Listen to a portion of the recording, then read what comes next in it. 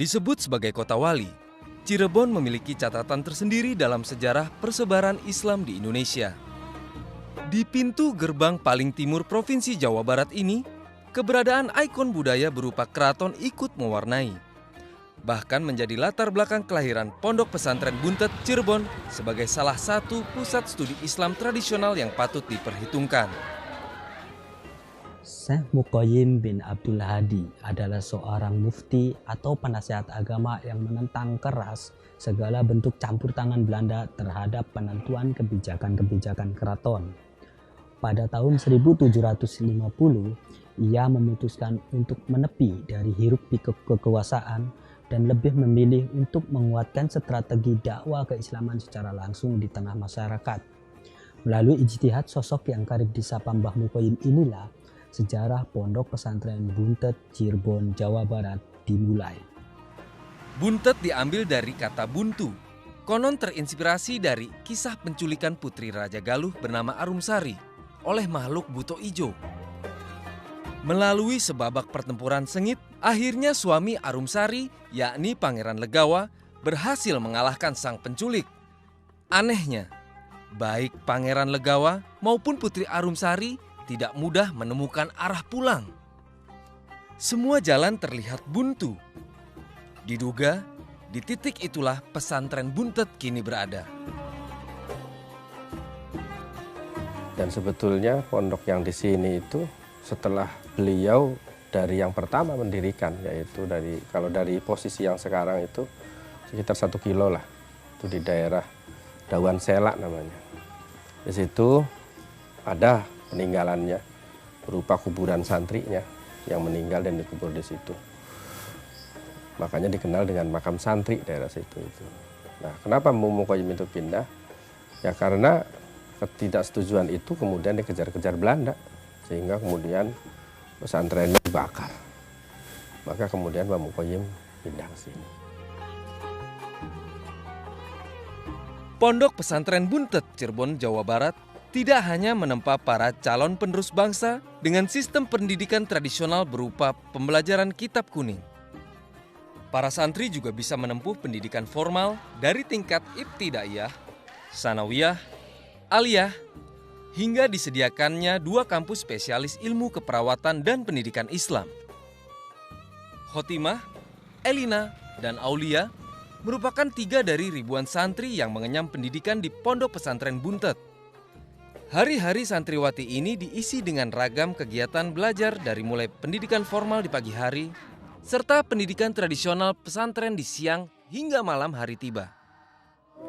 Kita diajarkan menjadi disiplin, dewasa, dan kita mengerti arti kebersamaan dari jauhnya dari orang tua, dan kita melewati semua itu sendiri, juga semua serba bersama.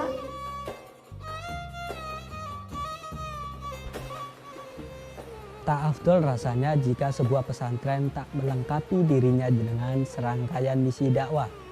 Pun pesantren Buntet tidak cuma aktif dalam syiar keagamaan Islam, tetapi juga dikenal lantang dalam menyuarakan wawasan kebangsaan dan cinta tanah air. Pesantren Buntet termasuk yang meyakini bahwa NKRI adalah harga mati.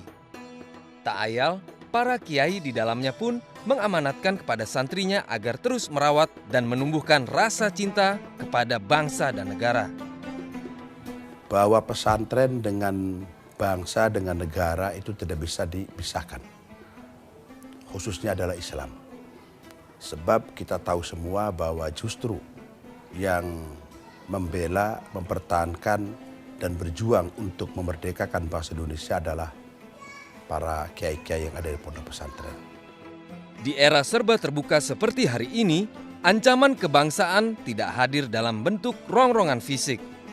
Pesantren Buntet meyakini bahwa tantangan lebih muncul dalam persaingan media dan informasi. Untuk itulah, pesantren yang kini memiliki 6 ribuan santri ini mendirikan sebuah radio komunitas sebagai sarana dakwah Islam dan kebangsaan. Kita berdiri tahun 2008. Cirebon itu salah satu wilayah tanda kutip wilayah panas. yang cukup banyak juga kejadian-kejadian yang mengatasnamakan agama, kejadian-kejadian yang menurut kita tidak toleran, intoleran, bahkan menjerumus ke radikal, yang ini cukup banyak terjadi di Cirebon. Salah satu kasus yang mungkin paling diingat adalah bom bunuh diri di Mapolresta Cirebon. Ini salah satunya karena masifnya dakwah-dakwah intoleran yang menggunakan media saat ini. Salah satunya menggunakan radio. Oleh karena itu para kiai berikhtiar untuk ikut mengkanter atau mengimbangi informasi-informasi yang intoleran itu dengan menggunakan media. Salah satunya adalah menggunakan radio. Indonesia merupakan negara kepulauan, sukunya cukup banyak, masyarakatnya cukup banyak juga, sehingga kita harus bisa menjaga toleransi antar umat beragama, sehingga kita bisa menciptakan negara kesatuan Republik Indonesia yang damai, aman, dan juga sentosa. BES FM merupakan singkatan dari Buntet Pesantren FM. Tidak cuma menghadirkan siaran bermuatan keagamaan, radio komunitas ini juga aktif menyuarakan program-program yang diharap mampu merawat semangat kebinekaan, persatuan, dan rasa cinta kepada Indonesia. Pondok Pesantren Buntet, Cirebon, Jawa Barat, pada akhirnya terus menjelma sebagai salah satu benteng moral sekaligus pemupuk rasa persatuan Indonesia. Di pesantren inilah semangat cinta tanah air terus digaungkan.